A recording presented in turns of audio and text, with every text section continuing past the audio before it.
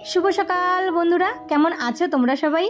आशा करछि तोमरा सबाई खूब भालो आछो और आमराओ भालो आछि। आमार आरो एकटी नतुन भिडियोते तोमादेर सबाइके अनेक स्वागत जानाई। आज होच्छे शुक्रबार और एखन बाजे घड़िर काटाय ओई सकाल 6:30 मतो। तबे चलो आजकेर भिडियोटा एखन थेकेई शुरू करछि। आशा करी भिडियोटा तोमादेर भालो लागबे। रोजेर मतो এই যে ঘুম থেকে উঠে পড়েছি। জানো তো এই যে ভোরবেলায় কারেন্ট চলে গেছে আর কারেন্ট চলে যাওয়াতে এমনিতেই ঘুম ভেঙে গেছে। যেই পরিমাণে গরম ছেড়েছে মানে কি আর বলবো। তো এদিকে তাড়াতাড়ি করে উঠে পড়ে সমস্ত বাসি কাজগুলো সেরে চান করে ছাদে চলে আসলাম। আজকে আর জামা কাপড় বলতে নেই, সমস্ত জামা কাপড় আগের দিনই সব কেচে ফেলেছি। তো আবার হয়ে যাবে মানে দুপুর হতে হতে জামা কাপড় কিন্তু আবার অলরেডি হয়ে যাবে। তো কারেন্ট না থাকলে না সব থেকে একটাই সমস্যা কি বলতো, সেটা হচ্ছে এই যে জলের প্রবলেম। তো তাই আমি এই দেখো এক বালতি জল আগেই তুলে রেখেছি। কি হয় বলতো, ওই সকালে উঠে চান করতে তারপর সমস্ত কাজ করতে জল ছাড়া তো কোনো কাজ হবেই না। এই করতে করতে এক ট্যাঙ্কি জল রোজ রাতে কিন্তু ভরে রেখে দেই। আর ট্যাঙ্কিটাও তো এত বড় না যে একবারে এতগুলো জল আটবে। তো এই করে কিন্তু রোজ সকালে আমি জল ভরে রেখে দেই, এই যে সকালবেলা কারেন্ট থাকবে না এই ভয়ে। আর যেই কা সেই ওই অমনি ওই দেখো সকালে হয়েছে আর কারেন্ট চলে গেছে। তো তাড়াতাড়ি করে উঠে এক বালতি জলটা রেখে দিলাম, এটা হচ্ছে খাওয়ার জন্য। বাইচান্স যদি মানে আসতে একটু দেরি হয় ততক্ষণে এটা দিয়ে কাজ চালাবো। এমন দিন হয় না যে 2-3 ঘন্টা কেটে যায় তবুও কিন্তু কারেন্ট আসে না, তখন খুব সমস্যা হয় এই জলের জন্য। বিশেষ করে এই গরমের দিনে এই কারেন্টের প্রবলেমটা বেশি দেখায়। তো যাই হোক চলে এসেছি রান্নাঘরে। তো তাড়াতাড়ি করে হাজব্যান্ডের টিফিনটা করে পাঠিয়ে দিয়েছি। তারপর এইদিকে আমি রান্নাও কিন্তু বসিয়ে দিয়েছি। একটু ডাল বসালাম আর ছেলের জন্য ডালে একটা ডিম সেদ্ধ দিলাম। আর এদিকে পটলগুলো না ফ্রিজে থেকে থেকে একদম বুড়ো হয়ে গেছে।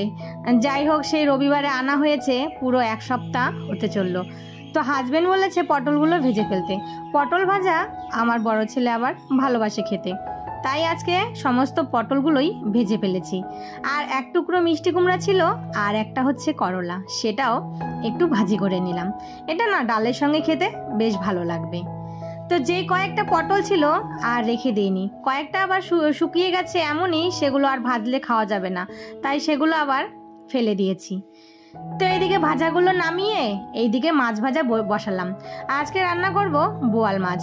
বাবা যেই মাছগুলো কড়াইতে দিয়েছি অমনি মনে হচ্ছে আমার দিকে তেড়ে আসছে, এমনভাবে ফুটছে না জানি বোমবাস্ট হচ্ছে।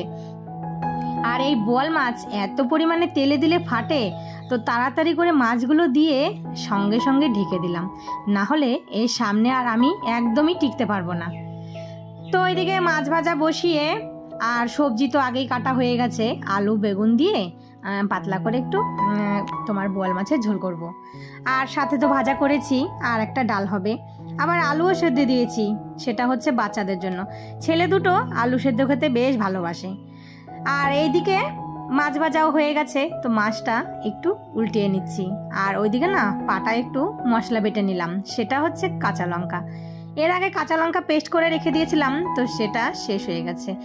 আবার লঙ্কা আনলে পেস্ট করে রেখে দিতে হবে। কত সময় না এমন হয় যে মনে হয় না তখন ওই পাটায় বেটে রান্না করি, তখন মনে হয় কি হাতের সামনে যদি একটু মশলা করা থাকতো তাহলে ঝটপট রান্নাটাও হয়ে যেত।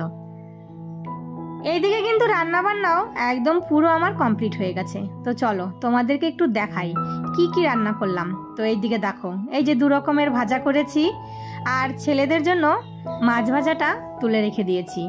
আর নিচে আছে পাতলা করে ওই তোমার পেঁয়াজ সাম্বার দিয়ে মুসুরির ডাল। আমার বাড়িতে পাতলা করে মুসুরির ডাল খেতে সবাই ভালোবাসে। আর এই যে ছোট ছেলের জন্য একটা ডিম সেদ্ধ। আর এখানে না আলু সেদ্ধ মাখবো বলে লঙ্কাটা ভেজে রেখেছি আর ওই তেলটাই ঢেলে রেখে দিয়েছি। আর সাথে আছে এই যে তোমার পাতলা করে বোয়াল মাছের ঝোল। রোজকার বলা কথা, তোমরা যারা এই পর্যন্ত আমার ভিডিওটা দেখছো তো প্লিজ বন্ধুরা, ভিডিওটা যদি ভালো লেগে থাকে তাহলে অবশ্যই একটা লাইক কমেন্ট শেয়ার করে দিও, আর চ্যানেলটা সাবস্ক্রাইব করে আমার পাশে থেকো।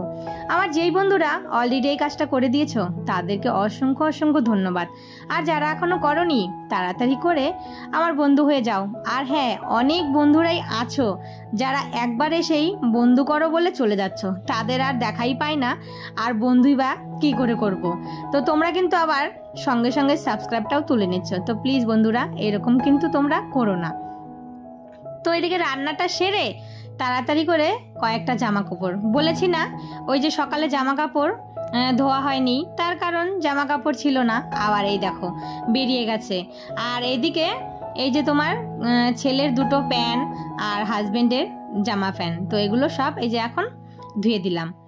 ছেলের বায়না হয়েছে স্কুলে আজকে চাউমিন নিয়ে যাবে, তো এদিকে দেখো চাউমিন একটা ডিম দিয়ে পেঁয়াজ ছাড়া, ও কিন্তু পেঁয়াজ টেয়াজ একদমই খেতে চায় না, শুধু ভাজা করে দিলাম একটু ম্যাগি মশলা দিয়ে। আমি কিভাবে ঘরে মশলা তৈরি করি সেটা আজকে তোমাদের সঙ্গে শেয়ার করব। এখানে যে ধনে এনেছিলাম ভালো করে ধুয়ে শুকিয়ে এখন শুকনো কলায় ভেজে নিচ্ছি। যতটা পরিমাণ ধনে দিব তার থেকে বেশি কিন্তু জিরে, আর সাথে কয়েকটা তেজপাতা ভালো করে ভেজে শুকনো খোলায়, তারপর এটা একটু ঠান্ডা করে মিক্সিতে পেস্ট করে নিব। আর আমাকে না মানে এই যে দোকানের কিনা যে জিরে গুঁড়ো ধনের গুঁড়ো মশলাটা পাওয়া যায় সেটা একদমই ভালো লাগে না। আমি কিন্তু সবসময় এই যে এইরকম করেই মশলা করে তারপর সেটা মিক্সিতে পেস্ট করে রেখে দিই। আর পেস্ট করে রেখে দিলে অনেক সময় দেখবে হাতের সামনে মশলা তৈরি করা থাকলে তখন আর শিলনোড়ায় বাটতে হয় না। যাই হোক, মাঝখানে অনেকটা সময় কেটে গেছে, এখন রাত্রি ওই 9:30 মতো বাজে। বড় ছেলেও চলে এসেছে টিউশন থেকে, ছোট ছেলেও 8 থেকে চলে এসেছে। কালকে বায়না করেছিল তরকা খাবে, কালকে 15ই আগস্ট গেছে, দোকানে খুব ভিড় ছিল তাই না তরকাটা পাওয়া যায়নি। আর আজকে হাজবেন্ডকে বলেছিলাম রাতে পরোটা করব আর তুমি একটু তরকা নিয়ে এসো। এই যে দেখো গরম গরম তরকা নিয়ে এসেছে, একদম গরম, আর সাথে করেছি পরোটা। আর আমার ছেলে দুটোর রুটি বলো লুচি বা পরোটা হোক, ওরা কিন্তু খুব ভালোবাসে খেতে। যখন এই লুচি পরোটা করব না সামনে দিয়ে শুধু ঘুরঘুর করবে, যদি বলি ভাত খেতে তাহলে শরীরে জ্বর আসবে। আমার আবার উল্টো, আমার আবার ভাত না হলে একদমই চলবে না। তো চলো গরম গরম তরকা আর পরোটাগুলো ওদেরকে দিয়ে দিই খেতে। তো এদিকে সবাই মিলে বসে পড়েছি এই যে খেতে, দেখো। আর বলেছিলাম না আমার ভাত না হলে চলবে না, এক মুঠ ভাত হলেও আমার লাগবে। তো আমার ভাত ছিল, আর এই যে ডাল দিয়ে লেবু দিয়ে ভাজা নিয়েছি, আর সাথে আছে তোমার বোয়াল মাছের ঝোল। ব্যাস আমার খাওয়াটাও জমে যাবে। তো ওরা সবাই খাচ্ছে পরোটা আর আমি খাচ্ছি এই যে ভাত। তো চলো বন্ধুরা আজকের ভিডিওটা না এখানেই শেষ করি। সবাই ভালো থেকো, সুস্থ থেকো। ভিডিওটা কেমন হয়েছে অবশ্যই একটা কমেন্ট করে জানিও। আবারও দেখা হবে।